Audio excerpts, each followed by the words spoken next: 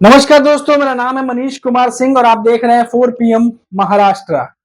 दोस्तों, महाराष्ट्र के सीएम एकनाथ शिंदे जिन्होंने मुलाकात की है अमित शाह से और क्या कुछ बातें हुई हैं जो छन छन के बाहर आ रही हैं और जो सूत्रों के हवाले से खबर आ रही है, जो कुछ रिपोर्ट्स भी हमने पढ़ी हैं। कई अहम बातों पर जो है वो चर्चा हुई है सीएम एकनाथ शिंदे की, क्योंकि महाराष्ट्र में जैसा कि लगातार आप रिपोर्ट्स पढ़ते भी होंगे, अगर हमारी रिपोर्ट्स देख रहे होंगे तो आपको अंदाजा भी लग रहा होगा कि महाराष्ट्र में जो महायुति की सरकार है वो अभी तो फिलहाल है, लेकिन आने वाले समय में विधानसभा चुनाव के बाद रहेगी या नहीं रहेगी,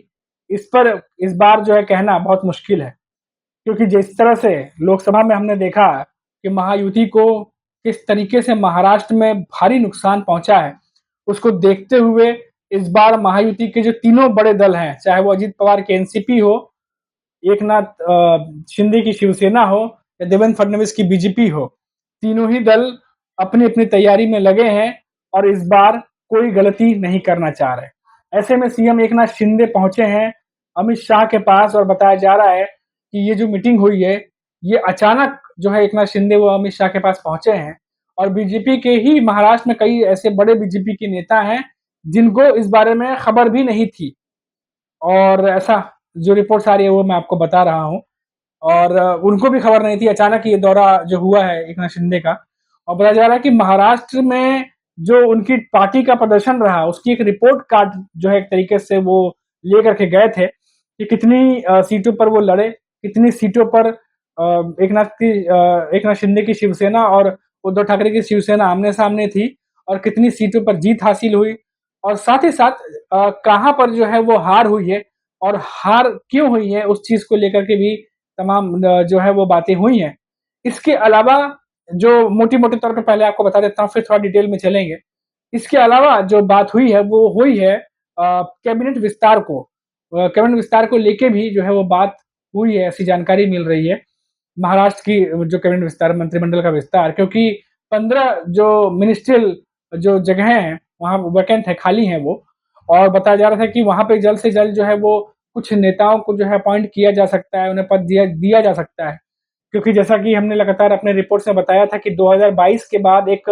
मंत्रिमंडल का विस्तार हुआ था और उसके बाद और एक मंत्रिमंडल का विस्तार होना था, लेकिन वो नहीं हुआ और 2024 का चुनाव भी महायुति के हिसाब से नहीं हुआ, ना ही वो बीजेपी के पक्ष में गया, ना ही वो एकनाथ शिंदे और ना ही अजित पवार। और ऐसे में जब मंथन चल रहा था, तो कई सारे नेता जो एकनाथ शिंदे की पार्टी के हैं, शिवसेना के, चाहे अजित पवार की पार्टी के हैं,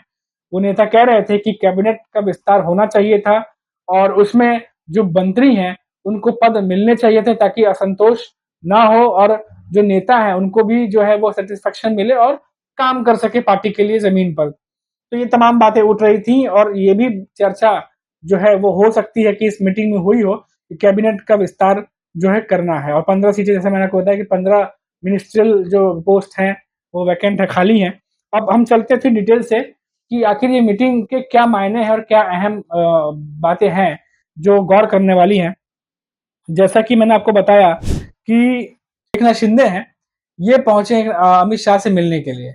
अब जब ये वहाँ मिलने गए तो कई सारे ऐसी सीटें थी, तकरीबन 13 सीटें थी, जहाँ पर शिवसेना बनाम शिवसेना था और इन 13 सीटों पर किस तरीके से एकनाथ शिंदे ने जो है वो जीत हासिल की है, कितने सीटों पर, कितने सीटों पे हार हुई है, इसका पूरा लेखा-जोखा जो है उस पर बात हुई है, ऐसी जानकारी निकल के सामने आ रही है और साथ ही साथ कैसे जो है वो और बेटर तरीके से जो है वो अपने आप को सामने ला सकते हैं एकनाथ शिंदे। इन चीज़ों को लेकर के भी आशंका जताई जा रही है कि बातें हुई होंगी, क्योंकि आने वाले समय में विधानसभा चुनाव हैं और मैंने आपको बताया था कि पहले ही एकनाथ शिंदे की पार्टी में जो उनके नेता हैं, वो 100 सीटें जो है वो माँग कर रहे हैं और ऐसे में एकनाथ शिंदे को ये बताना होगा अपने सहयोगी दलों को कि वो महाराष्ट्र की राजनीति में कितने अहम हैं और वो सीट जीत कर ला सकते हैं। क्योंकि आप देखिए कि लोकसभा जो चुनाव हुए थे उसमें उन्हें 15 सीटें मिली थी और विधानसभा चुनाव को देख करके एकनाथ शिंदे की पार्टी में जिस तरह से आवाज़ें उठ रही हैं कि 100 सीटें मिलनी चाहिए,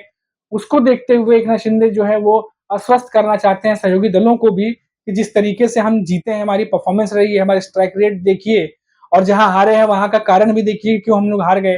तो ये तमाम बातों को लेकर के जो है वो कॉन्फिडेंस में लेना चाहते हैं एकनाथ शिंदे, ऐसा लग रहा है।